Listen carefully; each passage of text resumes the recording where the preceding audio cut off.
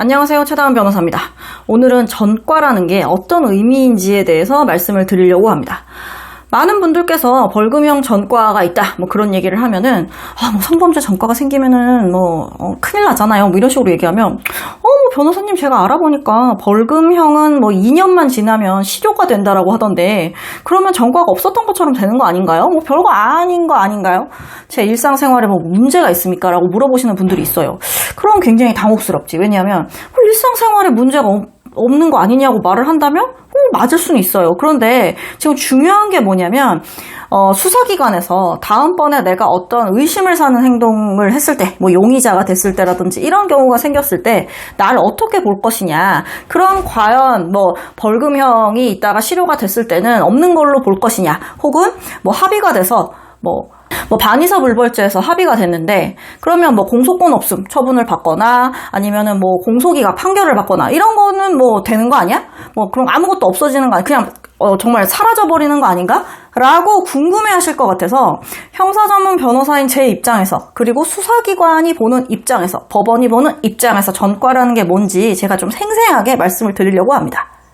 일단 자료를 좀 봐야 될 것 같은데요. 이 자료를 보면서 말씀을 나눠보시죠. 자, 조회 결과서라는 게 있는데요. 이게 뭐냐면 일단 사건이 입건이 되고 나면 해당 피의자에게 전과가 있는지 혹은 다른 지금 동일 선상에서 지금 동시에 진행되고 있는 수사건이 있는지에 대해서 확인을 하기 위해서 이렇게 조회 결과서라는 걸 떼봅니다. 자, 얘 평소에 행실이 어땠는지 너무 궁금해. 그리고 얘 이런 전과가 있었던 애야? 아니면 이번이 처음 초범인 걸까? 궁금하잖아요. 어떤 형을 내릴 때는 얘가 요번에 저지른 죄 하나, 그 행위 하나를 가지고도 평가를 하지만 얘가 예전에 어떻게 살았었는지를 돌이켜보면서 앞으로 얘가 또 이런 범죄를 저지를까 아닐까? 그러면 이번에는 좀 세게 선처해주면 안 되겠다. 좀 강하게 처벌해야겠다. 이런 판단을 내리게 된단 말이죠. 일단 그렇기 때문에 무조건 경찰의 수사 기록의 맨 마지막에는 이 조회 결과서가 들어갑니다. 그 이후에 이제 요 조회 결과까지 붙어서 검찰로 올라가게 되면 이제 검사가 또 판단을 하거나 이런 식으로 되는 거겠죠. 당연히 이 조회 결과서는 경찰, 검찰, 그 다음에 법원 단계까지 다 넘어가게 됩니다. 변호인 입장에서도 굉장히 중요하게 보는 게 이 조회 결과서예요. 자, 내용을 한번 볼게요. 조회 대상자의 지문 번호 이런 거 나와 있고, 주민 정보가 있어요. 주민등록번호 이런 게 쭉 들어가겠죠. 자, 범죄 경력 자료를 보겠습니다. 이게 전과 자료예요. 범죄 경력이 어떻게 돼 있니? 예. 자, 92년도에 벌금 20만 원 받은 것도 있습니다. 자, 형이 실효된다며. 뒤에 볼게요. 범죄 경력 자료는 하나야. 전과는 하나밖에 없었어요. 근데 수사 경력 자료라는 게 있네요. 자, 범죄 경력은 아니고 수사 경력이 또 따로 나와. 자, 여기 내용을 보겠습니다. 2000년도에 소년보호 사건으로 뭔가 소년보호 처분, 소년보호 사건으로 처분을 받은 적이 있었나 봐요. 그 다음에 2002년도에도 소년보호 사건. 그 다음에 2018년도에는 폭행인데. 자, 폭행이 뭐죠? 반의사 불벌죄잖아. 그러니까 합의가 되면 뭐예요? 검찰 단계에서, 수사 단계에서 합의를 해서 공소권 없음 처분이 나왔구나 라고 우리는 알 수 있겠죠. 그러니까 폭행건은 합의해서 공소권 없음 됐어. 자, 그럼 뭐라고 생각하세요? 주로 이제 공소권 없음 처분이 나오거나 기소유예 처분 어쨌든 불기소 처분이 나면 사람들은 모두 없던 일이 된다고 생각해요. 자, 우리 의뢰인 중에 한 분이 어떤 분이 있었냐면, 총 4건 고소당한 건이 있었는데, 4개 다 혐의 없음 처분이 났던 적이 있어요. 자, 그랬더니, 이 양반이 또 어떤 잘못이라고 누가 이제 고소를 한 그런 상황에서 검사가 구속영장을 청구하면서 이런 말을 했습니다.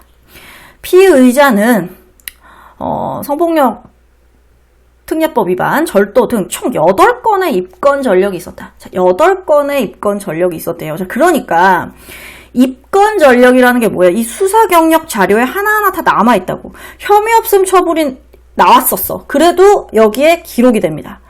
그렇기 때문에 입건 전력이라는 말을 쓴다고요.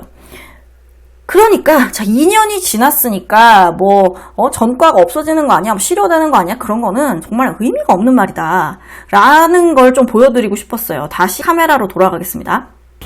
자, 방금 보셨다시피 전과라는 게 나를 스쳐 지나간 사건이었어. 나한테 뭐 벌금형을 때리든 실형을 때리든 뭐 집행유예를 맞았든 뭐 그런 거 다 필요 없고 그냥 정말 스쳐 지나간 사건들.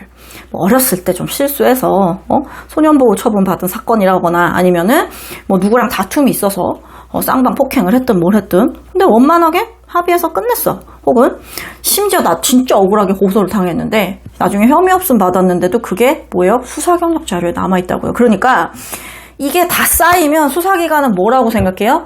아, 얘 예전에는 운 좋아서 빠져나갔는데 이번에는 어디 한번 두고 보자. 너 평소에 행실 특히 안 좋은 거 내가 다 알고 있거든? 이렇게 본다고요. 그러니까 무조건 전과가 없어졌는데요, 실효됐는데요 라는 말을 한다는 게 일상생활에서는 맞는 얘기일 수는 있으나 다음번에 언젠가 내가 수사 대상이 되거나 그런 일이 발생을 했을 때 억울한 누명을 썼을 수 있잖아요. 그런 경우에도 나에 대한 시각이 매우 안 좋게 볼 수밖에 없고 전과가 있는 자와 없는 자에 대해서는 법원이 굉장히 냉정하게 판단을 하고 있습니다. 저희 의뢰인 중에 어떤 본인이 어쨌든 실수를 했다. 한 번 잘못했는데 이번에는 또 실수를 했다. 내가 진짜 잘못한 거 인정하고 반성하고 다시는 안 그러겠다라고 얘기를 했더니 판사가 뭐라 그랬냐면 실수는 단 한 번 있었던 거를 얘기하는 거지 두 번은 실수가 아닙니다라는 얘기를 법정에서 정확히 하는 걸 제가 들었단 말이에요. 그러니까 전과가 있는 사람과 없는 사람은 하는가 땅 차이라고. 다음번에 어떤 일이 터졌을 때. 그러니 고소를 당하지 않는 것이 최선이겠지만 고소를 당했다 하더라도 최선의 노력을 다해야 되는 것이고 그까짓거 벌금 2년 지나면 없어지지 라는 아니란 생각을 가지시면 안 된다. 항상 수사의 대상이 됐다고 했다면 철저하게 준비를 하시고 대응을 하시는 게 정답이다 라는 말씀 드려봅니다.